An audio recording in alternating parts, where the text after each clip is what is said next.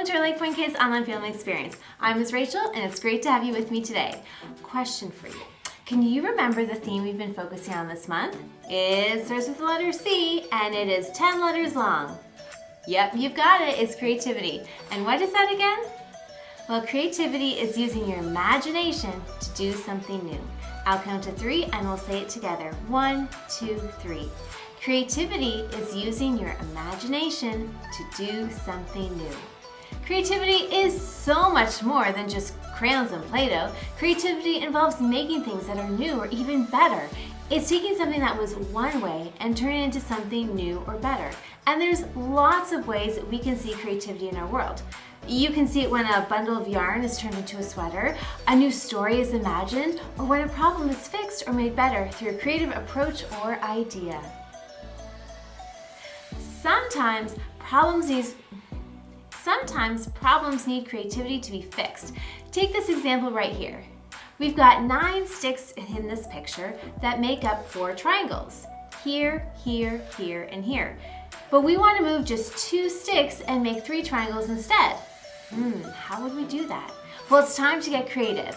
If it'll help you out, use the popsicle sticks that were given to you in LakePoint Kids to recreate the image on your desk. Or if you're at home, grab anything that resembles this shape, markers, blocks, straws, to give it a try.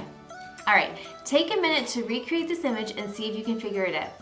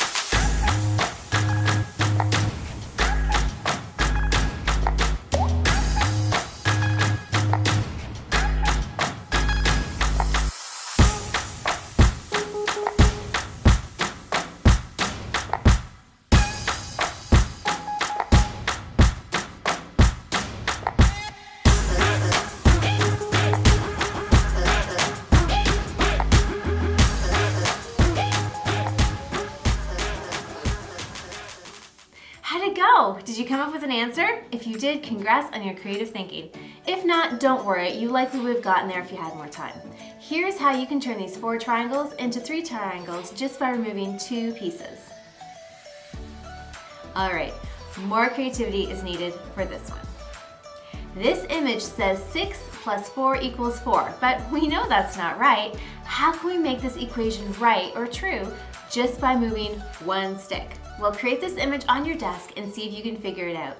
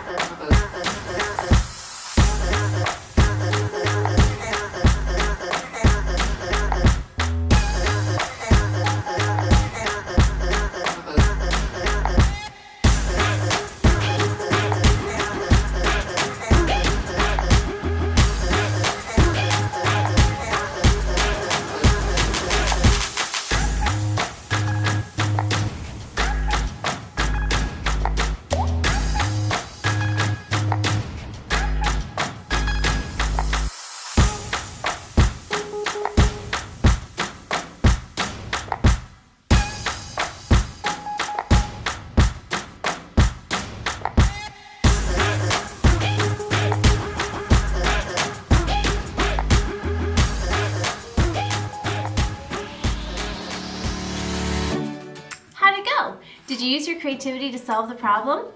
All you need to do is move this 1 stick here, over there, now making it say 0 plus 4 equals 4, which is true. Creativity clearly has a lot of purposes, but none as important as the one talked about in the Bible. Check it out. We are God's creation. He created us to belong to Christ Jesus. Now we can do good works. Long ago, God prepared these works for us to do. Ephesians 2, verse 10, nerve. The reason God made us creative is so we can use our creativity to do good works, share God's love, help people, and make the world a better place. If you're at home, press pause and try to sing the verse while singing it. shouting it and whispering it. If you're at LakePoint with us today, then turn your attention to the stage.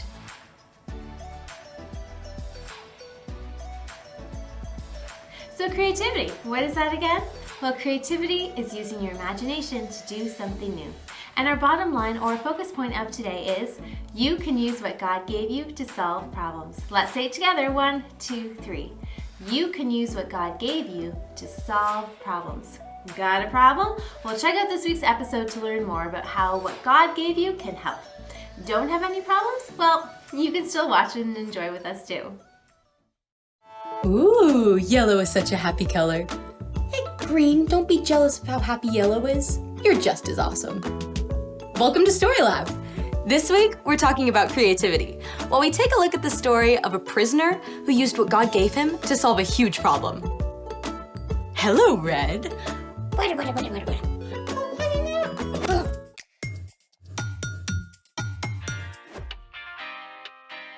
Hey, I'm Skylar, and I'm waiting for...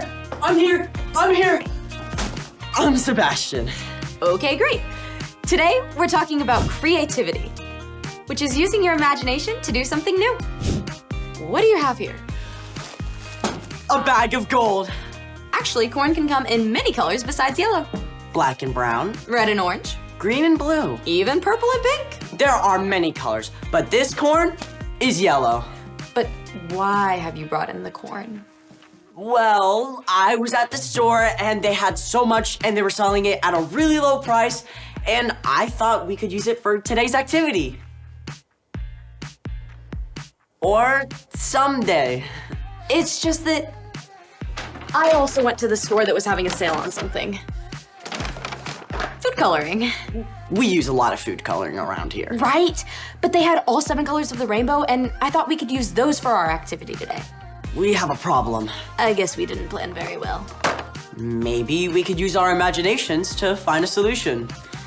What's something we can make that uses both corn and food coloring?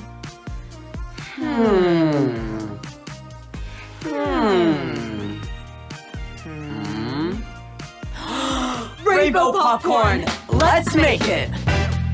The first thing we need to do is Pop this corn.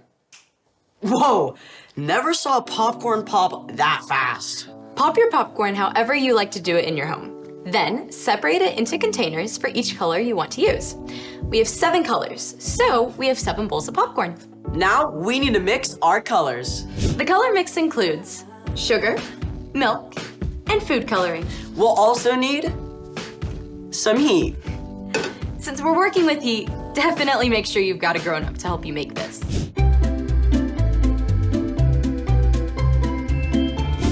Let's mix our colors. First, we need 1/3 cup of sugar. I love sugar. Me too, maybe a little too much. And we pour it in. Next, you need 2 tablespoons of milk. 1, and 2. Finally, we'll need the food coloring. Let's start with purple. Yes, purple. Alrighty. Mix while you add the color. Add as much as you need to make sure you get the color you want.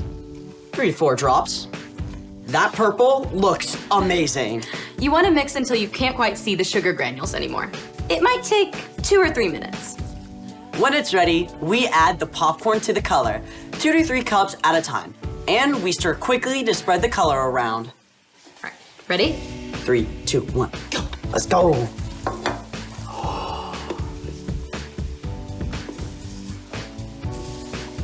You're gonna want to do more of a folding motion rather than a stirring. Wow, this looks delicious. Can we eat it now? We actually have to wait for the sugar to cool and harden. Okay, speaking of waiting, it's time for... The story before the story. Today, we're in book 1 of the Old Testament, Genesis. God created this amazing world, but people turned away and broke their relationship with God. But God had a creative plan. God promised to restore people to relationship through Abraham and Sarah's family. One of Abraham's great-great-grandsons was Joseph. God had given Joseph a gift for understanding dreams, But this gift got him into trouble with his brothers. Long story short, they sold him to be enslaved in Egypt. Even worse, Joseph was lied about and thrown into Pharaoh's prison. But God had also given Joseph the gift of wisdom and the ability to lead others. So, even though he was in prison, Joseph was placed in charge of all the other prisoners. Which is where our story starts. Take it away! Hey everyone, I'm Erica. Hey, Erica! Joseph must have felt like he had a world of problems on his back, but he was about to face a challenge bigger than being in prison. In fact, this challenge was bigger than the whole country of Egypt, but God had been preparing Joseph for many years. One day, Joseph saw that two of the other prisoners were upset. What's wrong? Are you okay? We both had dreams last night that have left us confused. Yeah, we can't figure them out. Because of his gift from God, Joseph was able to understand what the dreams meant, and everything Joseph told the two men came true. One of the men, the Pharaoh's drink taster, was released from prison just 3 days later. Before he left, he promised to tell Pharaoh about Joseph. But the drink taster forgot. Years went by. Yes, years. Joseph continued to serve faithfully in the prison. One day, Pharaoh himself had 2 dreams that he could not figure out. Can no one tell me what these dreams mean? Pharaoh had asked all the magicians and wise men of Egypt to help him, but none of them could offer an explanation. Oh, great Pharaoh, I've just remembered. 2 years ago, you were angry and put me in prison. While I was there, I had a dream, and a young Israelite man told me what it meant. Everything he said came true. Guards, bring me this Israelite at once. Joseph was given clean clothes and a haircut and presented to Pharaoh. I've heard you can interpret dreams. I can't do it. My God is the one who knows what dreams mean. Good enough for me. Here is my first dream. I was standing at the edge of the Nile River. 7 healthy cows came out of the water and started to eat. Then, 7 bony, unhealthy cows came out of the water and ate the healthy cows, but stayed just as bony as they were before. Pharaoh also explained the second dream, in which the same thing happened with heads of grain. Now, young man, what do you say? God had given Joseph a gift, and Joseph had practiced for many years. He was ready. Both of Pharaoh's dreams mean the same thing. God is showing you the future. The 7 healthy cows and heads of grain represent 7 years where you will have plenty of food to harvest, more than you'll need. And the 7 skinny cows and dried up heads of grain represent 7 years of famine and hunger. Then, God gave Joseph a creative idea. You should find a man who is wise, understanding, and trustworthy. Put him in charge of all the food in Egypt. During the 7 years of plenty, he should gather and store it up. Then, during the years when there is very little, you'll have plenty to share. Pharaoh looked at Joseph in amazement. I think you are that man. Your God, who has given you this understanding, will be with you. So, I will make you second in command of all of Egypt. Joseph was given finer robes and even Pharaoh's official ring. He had been enslaved or in prison for more than 10 years, yet now he was the second most important person in the whole land. During the next 7 years, Joseph traveled all over, making sure grain was stored up. Huge amounts of grain. So much grain, they couldn't even count it. Then, the famine came. No one could find enough to eat in Egypt or the lands beyond. People came from everywhere to beg Pharaoh for food. And he sent them to Joseph, who provided what each family needed to live. Even Joseph's own family came from Canaan in search of food. And in the end, the creativity God gave Joseph helped save Joseph's family from starvation too. The end. So, was this a brand new way of storing food that Joseph invented? Well, the Egyptians have never needed to store up this much food for so long. I mean, I can't imagine where I want to put all my popcorn for the next 7 years, along with all the other food. So, What's our part in the story? You may never be imprisoned unfairly or asked to appear before a king, but we all encounter problems to solve in our daily lives. Some can seem smallish, and some can seem really big. Like if I have a disagreement with one of my friends on how to play a game. You can use the creativity God's placed inside you to figure out a new way to play together. I feel like I'm not always that good at that kind of problem solving. Well, remember that God has always been in the business of problem solving. Even when we turned away, God sent Jesus to restore our relationship with God. We're each made in God's image, so we can reflect that problem-solving creativity. But it does take practice. Joseph had to practice his gifts for years before he found himself in front of Pharaoh. So what if I don't know what my gifts are?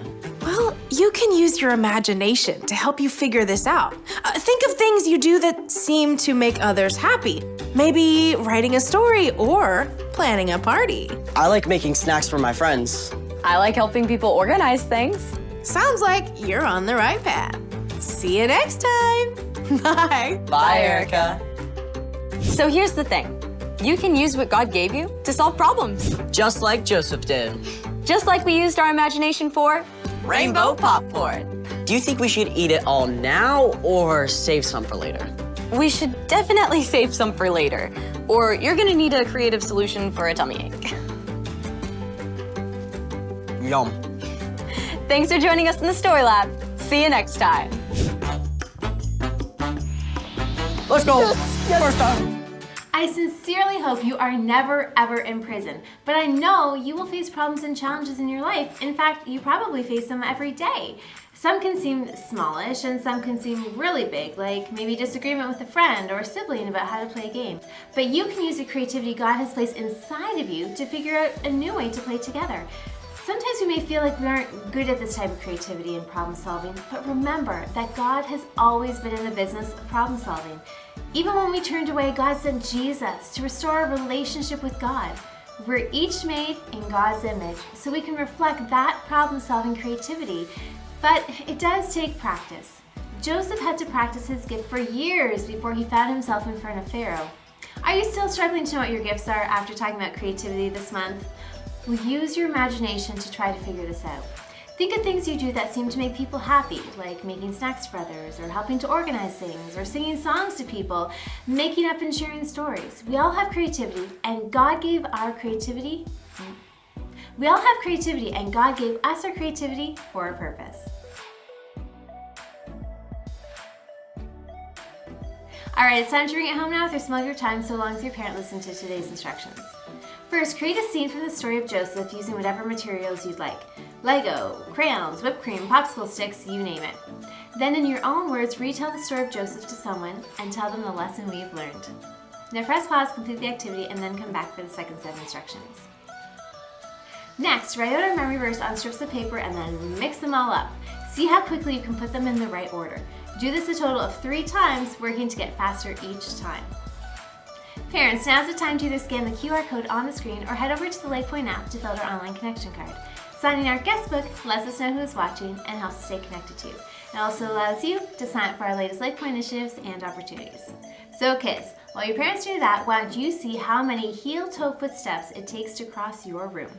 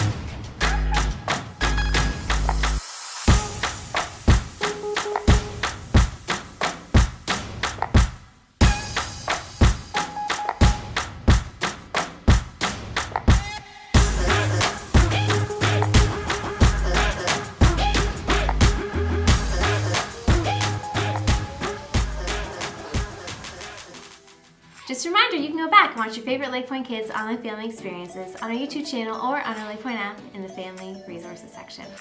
Thanks for tuning in today, friends. I'll see you again next week. Same time, same place. Remember, you can use what God gave you to solve problems.